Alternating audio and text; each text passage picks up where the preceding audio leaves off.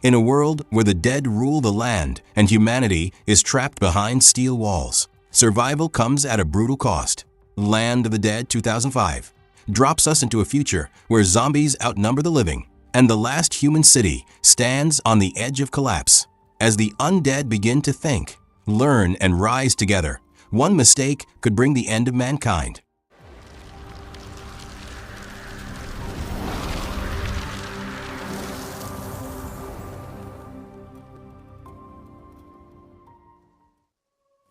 Years earlier, the world collapsed without warning when the dead began to rise, wiping out millions in a matter of days. Those who survived had only one option: to hide inside fortified cities while the rest of the planet was abandoned to the undead. Civilization shrank behind walls, and the zombies were left to wander freely. In the present day, Riley and Mike quietly observe an abandoned town overrun by zombies. Something feels off. Instead of moving randomly, the creatures seem to repeat habits from their former lives, some clumsily mimicking music, others reenacting daily routines. One large zombie, later known as Big Daddy, even grips a fuel pump as if refilling an invisible car. Riley can't shake the feeling that the undead are slowly changing, perhaps even becoming aware. His concern grows when Big Daddy suddenly senses nearby humans, forcing the two men to retreat. Elsewhere, Cholo and his crew arrive at a landfill to dispose of sealed containers. When a zombie crawls toward them, they casually put it down. One final box is tossed away, blood seeping from inside, hinting at darker business. Not long after, Riley and Mike encounter a disfigured man who startles them. But Riley quickly recognizes him as Charlie, a trusted ally. As fireworks explode in the sky, the group returns to Dead Reckoning, a massive armored vehicle designed by Riley. Cholo's team soon joins them, revealing their true mission: using the heavily armed vehicle to travel through zombie-infested zones and scavenge supplies. Riley warns Cholo that the zombies seem more alert than before, possibly even communicating, but his concerns are brushed aside. Cholo and Mike ride out, explaining that night raids are essential. The darkness allows them to launch fireworks, which hypnotize the zombies and keep them distracted. Cars and bikes sweep through the streets as the team gathers supplies, shooting zombies drawn toward the flashing lights. What they fail to notice is that Big Daddy isn't affected by the fireworks at all. He tries to awaken the others, growing enraged as more zombies are slaughtered. In a moment of fury and grief, he crushes a fallen zombie's head. Suddenly, the fireworks stop. A launcher malfunction forces Riley to shoot an approaching zombie himself. He contacts Dead Reckoning and learns the system has jammed. Riley orders an immediate retreat. As the team races back, the armored vehicle lays down heavy fire, clearing a path through explosions and gunfire. But one person is missing. When Riley calls Cholo, he receives a chilling response. Cholo isn't done yet. Later on, Mike, Cholo, and Foxy slip into a small store to grab bottles of alcohol. The place seems quiet until Cholo opens a refrigerator and a zombie suddenly lunges at him. The two crash to the floor, struggling violently. After a tense fight, Cholo manages to pin the creature down and fires a spear through its head, ending the threat. Calmly, he dumps a carton of cigarettes onto the floor and orders Mike to collect them, while he and Foxy carry the alcohol outside. As Mike leans over the counter, disaster strikes. A hidden zombie clamps its teeth into his arm. Panicking, Mike stumbles outside with the creature right behind him. Just in time, Riley arrives and shoots the zombie dead. When Riley moves to help Mike, Cholo coldly steps in, insisting that Mike must be put down before he turns. A heated argument breaks out, but before anyone can stop it, Mike takes his own life to avoid becoming one of the undead. With no time to grieve, Riley orders everyone to pull out. The group races through the streets to escape the town. Behind them, Big Daddy nearly grabs one of the bikers, but instead snatches a dropped gun. Letting out a furious roar, he begins chasing the vehicles, and the rest of the zombies follow his lead. Soon after, Riley and his team reach their base near one of the last surviving human cities. The city is sharply divided. Wealthy elites live in a towering luxury complex called Fiddler Green, while the poor are trapped in crowded slums below. Armed guards patrol nonstop, and electrified fences fry any zombie that dares to climb them. Surrounded by water, the city has only one entrance: a heavily guarded bridge. After unloading the supplies, Riley confronts Cholo. holding him responsible for Mike's death and accusing him of taking an unnecessary detour. Cholo defends himself, saying Mike understood the dangers and chose to come. It's revealed that Cholo's true goal is to earn enough money to retire in Fiddler Green, and dealing in alcohol is one of the few ways he knows to get there. The next morning, Riley and Charlie head into the slums to meet Mulligan, a homeless man trying to rally the poor into rising up against the rich. Riley has no interest in rebellion and only hands over medicine for Mulligan's sick child before leaving. Later, Riley checks on a car he recently bought, only to discover it has been stolen. Searching for answers, he and Charlie descend into an underground club where zombies are used as twisted entertainment. Some are chained up for photos, while others are forced to fight as gamblers place bets. Furious, Riley confronts Chihuahua, demanding information about the stolen car. Chihuahua denies any involvement but promises to look into it, leaving Riley with more questions than answers. Inside the brutal fighting pit, the undead are usually lured in with animals like cats or dogs. But on this night, the organizer raises the stakes by throwing in a living woman named Slack. She fights desperately, kicking and clawing as she tries to climb the fence, but the zombies keep dragging her back down. The crowd cheers wildly, treating her terror like entertainment. Riley is sickened when he finally understands what's happening. Without hesitation, he opens fire, dropping the zombies and sending the spectators fleeing in panic. In the confusion, Chihuahua attempts to shoot Charlie but misses and kills an innocent bystander instead. Hearing the gunshot, Riley turns and shoots Chihuahua, knocking him down. Wounded but not dead, Chihuahua fires back when Riley looks away. At that exact moment, Slack shoves Riley through the fence to save him, and the bullet strikes her arm instead. As Chihuahua tries to escape, Charlie steadies himself and lands a perfect shot to the head, ending the threat. Riley rushes to help Slack, but before anything else can happen, the police swarm in and arrest everyone involved. Later, while locked up, Slack explains that she was deliberately used as bait on orders from Kaufman, the powerful leader of the city. He discovered she had been secretly supporting Mulligan's plan to rise up against the elite. She also reveals that she once trained to join the army, but when the world fell apart, she was forced into a degrading life she never chose. Riley admits the system is cruel, but he has no interest in rebellion. His only plan is to escape the city altogether and live somewhere far away from people. Their conversation is cut short when the guards bring Mulligan into the cell as well. Beyond the city walls, the zombies encounter a blocked path. Big Daddy signals a butcher zombie to break through the wooden barrier. On the other side, he's confronted by a disturbing sight. Several zombies hanging upside down, marked with targets used by humans for shooting practice. The cruelty fuels Big Daddy's rage and strengthens his desire for revenge. At the same time, Cholo arrives at Fiddler Green to meet Kaufman, but is nearly attacked by Nip, the nervous butler.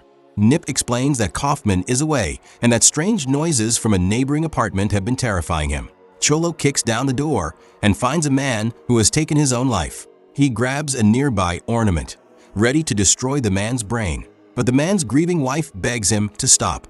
As they argue, the couple's son rushes in and cuts the rope holding the body. Suddenly, the corpse reanimates, lunging at the boy and biting his neck before turning toward the woman, unleashing yet another nightmare.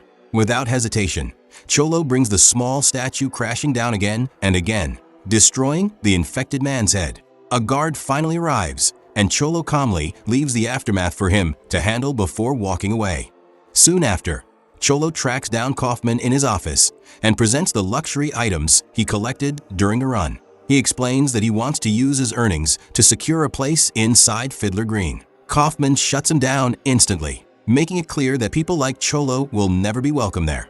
Furious, Cholo explodes in anger, revealing that he has spent the last 3 years doing Kaufman's dirty work, eliminating political enemies and disposing of their bodies in the very boxes dumped earlier. Kaufman shows no concern and quietly summons a guard. Realizing what's coming, Cholo leaves at once as Kaufman orders his execution. In the stairwell, the ambush comes just as Cholo expected. He reacts fast, overpowering the guard, knocking him out and taking his weapon. By nightfall, Cholo reunites with his crew and puts his real plan into motion, stealing the Dead Reckoning. Nearby, 2 soldiers practice target shooting on a dummy when they hear something behind them. As they turn on a light, they're met face to face with Big Daddy. Screams echo through the base moments before the alarm sounds. A massive zombie horde gathers at a section of fence that isn't electrified, the same entry point used by guards. Soldiers rush in and open fire, cutting down as many zombies as they can, but they're quickly overwhelmed. The fence collapses under the pressure.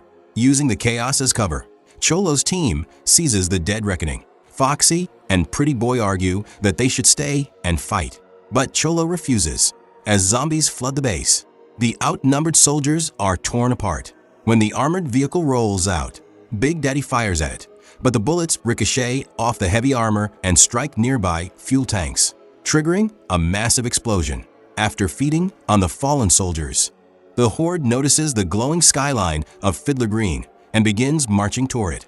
Not long after, Cholo contacts Kaufman, calmly informing him that he now controls the dead reckoning.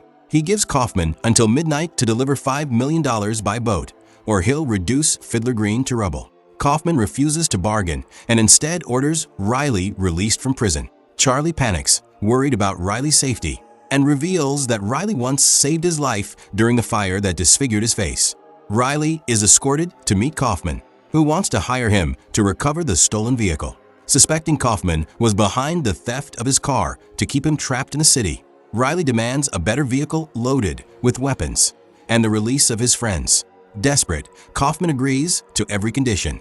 Back inside the Dead Reckoning, Cholo instructs Mouse to head to the port and wait for Kaufman's boat. Mouse rides off on his skateboard and hides inside an abandoned building near the docks. As strange noises echo around him, he freezes, only to realize it's just a swarm of rats scurrying in the dark. Behind bars, Riley is finally reunited with his crew, and they're all outfitted with fresh weapons for what lies ahead. Kaufman's assistant soon shows up, bringing 3 armed soldiers and making it clear they'll be joining the mission whether Riley likes it or not. The team reaches the ruined base not long after and is met with the aftermath of the zombie assault, wreckage, bodies, and silence. Studying the ground, Riley follows a trail of movement and quickly realizes the undead are heading straight for the main bridge. He calls Kaufman to warn him, but Kaufman dismisses the danger, convinced the zombies could never breach the city, and orders Riley to stay focused on retrieving the vehicle. Riley and Manolete split off to search for ammunition, while the others look for a usable car. As the group struggles to hotwire a vehicle, Charlie suddenly raises his gun at Slack, sending her into panic. A shot rings out, but Charlie hits a zombie sneaking up behind her. Moments later, another undead creature lunges toward Charlie, and Slack shoots it down in return, though the blast leaves Charlie's ears ringing. Elsewhere, inside a darkened building, Riley and Manolete come across a zombie soldier devouring what remains of his fellow troops. Riley puts him down instantly with a shot to the head. Looking deeper into the room, they spot several more zombies crowded together, too distracted by feeding to notice them. Taking advantage of the moment, the two calmly eliminate every last one before moving on. With the ammunition secured, the group rushes back to rejoin the others. Out of nowhere, what looks like a headless zombie stumbles up behind them. As it jerks forward, they realize its head is still attached, dangling by torn flesh. The creature lunges and bites Monet before anyone can react. Charlie fires instantly, shooting straight through the zombie's body to destroy the hanging head, and the group barely manages to escape as their car finally roars to life. As they drive, Riley opens up about his past. He explains that his own brother was bitten once and turned in less than an hour. With no cure and no time, Riley was forced to put him down himself. Remembering that pain, Slack refuses to gamble with Monet's life and ends it before the infection can spread. A short time later, Riley checks a tracking device he secretly built while designing the Dead Reckoning, allowing him to follow its exact location. Slack admits this is her first time ever leaving the city, and Riley asks her to pull over. Suddenly, Riley and Charlie raise their guns at Matone and Pillsbury. Riley suspects they were ordered to kill him once the vehicle was recovered. He makes his intentions clear. Kaufman will never get control of the Dead Reckoning. He plans to escape in it. If the soldiers disagree, they're free to walk away. Seeing zombies closing in, Matone and Pillsbury decide to side with Riley. Back at Fiddler Green, Kaufman gathers the city's elite and assures them he has hidden supply outposts prepared for disasters like this. Meanwhile, inside the Dead Reckoning, Cholo spots a nearby zombie and casually kills it before returning to his workout. With only 40 minutes left until midnight, he contacts Mouse for an update, but the money hasn't arrived. Cholo orders his crew to prepare the missiles. At the port, Mouse hears movement and shoots a zombie trying to break in. As he looks outside, another threat startles him, forcing him to retreat. Moments later, several zombies surround him from behind, overwhelming and killing him. Elsewhere, the zombie horde reaches the river and hesitates. Big Daddy notices the glow of lights reflecting on the water and steps forward, falling in. When he doesn't resurface, the others follow. Since they don't need air, the undead calmly walk along the riverbed, crossing with ease. Watching the tracker, Riley realizes the dead reckoning is heading toward a hill, perfect positioning for a missile strike. Slack veers off the road, taking a risky shortcut to beat it there. As the team searches for cover, Matone signals Pillsbury to turn against Riley, but Pillsbury surprises her by knocking her unconscious instead. He's chosen Riley's side. When the dead reckoning arrives, Riley and Charlie step out to confront it. Cholo allows them inside, but immediately aims his weapon at Riley, ordering Pretty Boy to arm the missiles. Riley warns him that the attack will slaughter innocent people. Cholo argues that Kaufman's rule has already claimed far more lives. Inside the city, the nightmare unfolds. Zombies flood the streets, attacking anyone in sight. Big Daddy kills a guard, takes his gun, and shows another zombie how to use it. A soldier tries to throw a grenade, but the butcher zombie slices off his hand. The grenade detonates beneath the fallen body, killing him instantly. As the clock hits midnight, Cholo attempts to fire the missiles, but nothing happens. Riley reveals the truth. He used his tracking device to shut the weapons down. He tosses the device to the ground, smashing it and bringing Cholo's plan to a sudden halt. As Cholo brutally attacks Riley, Matone regains consciousness and moves toward the dead reckoning. Riley spots her on the monitor and reacts instantly, kicking Cholo out of the vehicle just as Matone opens fire. Before she can do more damage, a zombie suddenly appears behind her and bites into her face. Without hesitation, Slack puts a bullet through Matone's head, and together with Pillsbury, finishes off the attacking zombie. The chaos gives Charlie the opening he needs. He disarms Foxy and takes control of the dead reckoning. Riley checks on Cholo and realizes he's badly wounded, bleeding from the shots Matone fired earlier. Back in Fiddler Green, Kaufman empties the safes and prepares to flee. When one of the board members tries to stop him, Kaufman shoots him without mercy. Riley calls to inform Kaufman that Cholo has been stopped, but Kaufman doesn't believe a word of it. Explosions echo through the city, making it clear that something far worse is happening. Riley understands the truth. The zombies have broken into the city and announces they're turning back to help.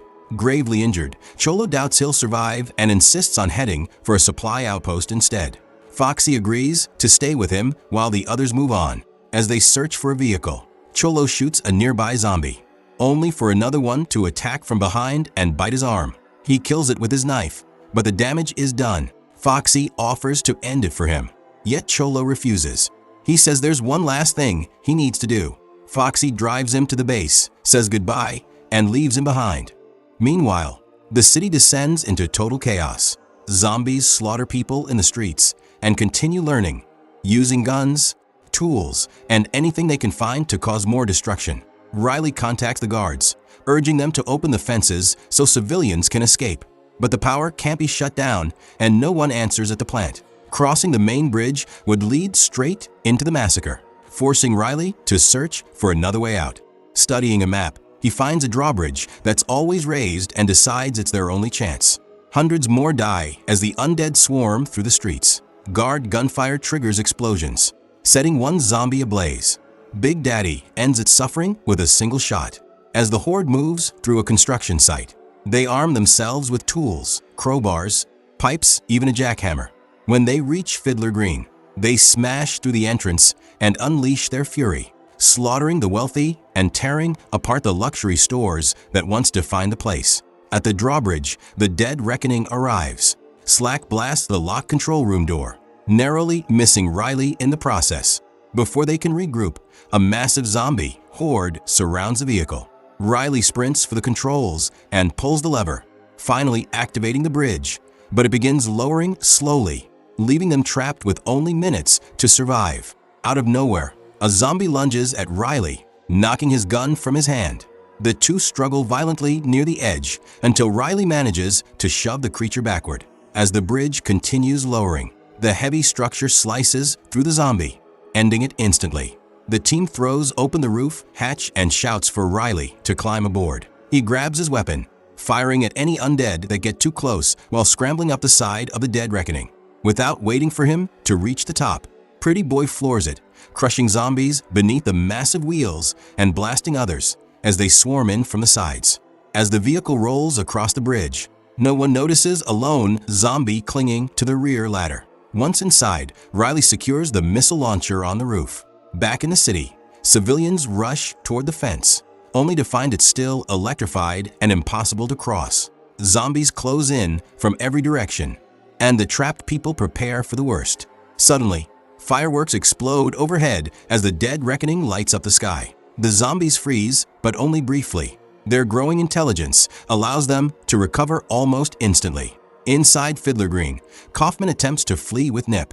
They run straight into Big Daddy. Kaufman empties his gun, but the bullets barely slow him down. Nip drags Kaufman into a nearby garage. As Nip opens the gate, Kaufman jumps into a car, only to see Big Daddy blocking his escape again. Terrified, Nip abandons him and runs. Big Daddy rocks the vehicle, then notices a nearby fuel pump. He smashes the window just enough to force the nozzle inside and leaves the gas flowing before walking away. Kaufman crawls out of the car and suddenly spots Cholo approaching. He fires wildly, but the bullets have no effect. When Cholo steps into the light, Kaufman realizes the truth. Cholo is now one of the undead. They struggle atop the car as Big Daddy returns, carrying a flaming propane tank. He hurls it at them, igniting the spilled fuel. The resulting explosion kills both Kaufman and Cholo in a fiery blast. When the dead reckoning finally reaches the main fence, the team is horrified to see that they're too late. Many civilians have already been torn apart. With no other choice, Riley orders Charlie to fire the missiles anyway. The explosions rip through the streets, wiping out the entire zombie horde in moments. After the smoke clears, survivors slowly emerge from hiding. The mission wasn't in vain after all. Mulligan asks Riley if he'll help evacuate the remaining people, but Riley declines, announcing that he and his friends are heading north to Canada.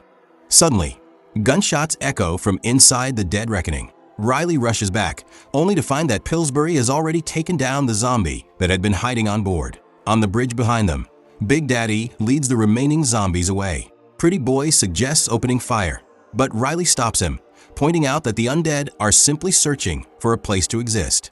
With that, the team drives on, launching fireworks into the sky as the dead reckoning rolls toward a new beginning in Canada. And that brings us to the end of this intense survival story, where humanity, hope, and sacrifice collide in a world ruled by the dead. If you enjoyed this movie recap and want more thrilling stories like this, don't forget to subscribe to Starz Recapped. Like the video if it kept you hooked, comment your thoughts below, and share it with fellow movie lovers.